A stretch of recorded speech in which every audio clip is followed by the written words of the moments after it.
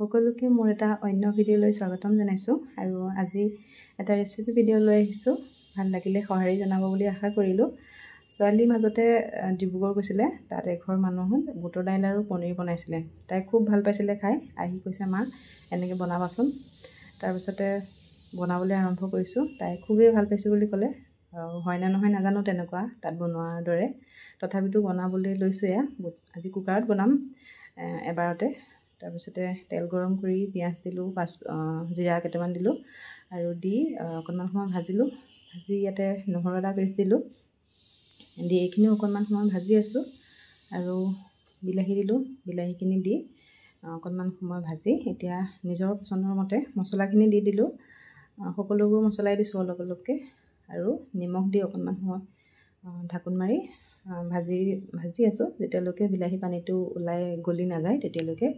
আৰু এইফালে পেন এখনত মই পনীৰখিনি অকণমান হালধি আৰু জলকীয়া গুড়ি দি ভাজি লৈছোঁ আৰু এইফালেও মোৰ বিলাহীখিনি গলি গৈছে। ঢাকোন মাৰি ভাজি আছোঁ আৰু এতিয়া দিম বুটৰ দাইলখিনি। এইখিনি মচুৰ দাইলো মই মিক্স কৰি দিছোঁ, ভালদৰে ধুই থৈছিলোঁ আৰু এতিয়া এইখিনি ভালদৰে মিক্স কৰি অকণমান কুকাৰৰ ঢাকোনখন লগাই ভাজি আছোঁ। আৰু এতিয়া ভাজি ইয়াতে আলু দিছোঁ। আলু নিদিলেও হয়, মই দিছোঁ অকণমান। আলু ইহঁতে ভাল পায় আমাৰ ল'ৰা ছোৱালী, গতিকে আলু দি গৰম পানী দিলোঁ আৰু গৰম পানী দি কুকাৰৰ চিটি লগাই দিছোঁ।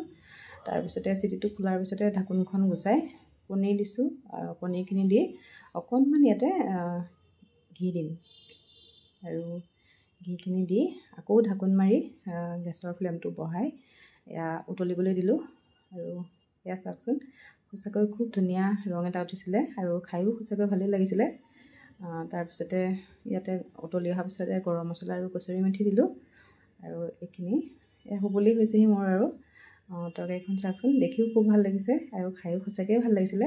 আৰু খাই চাব যিসকলে নাই খোৱা। আৰু ভিডিঅ'টো কেনেকুৱা পালে চাই জনাবলৈ নাপাহৰিব। পুনৰ এটা ভিডিঅ'ত লগ পোৱাৰ আশাৰে আজিলৈ আহিছোঁ। বাই।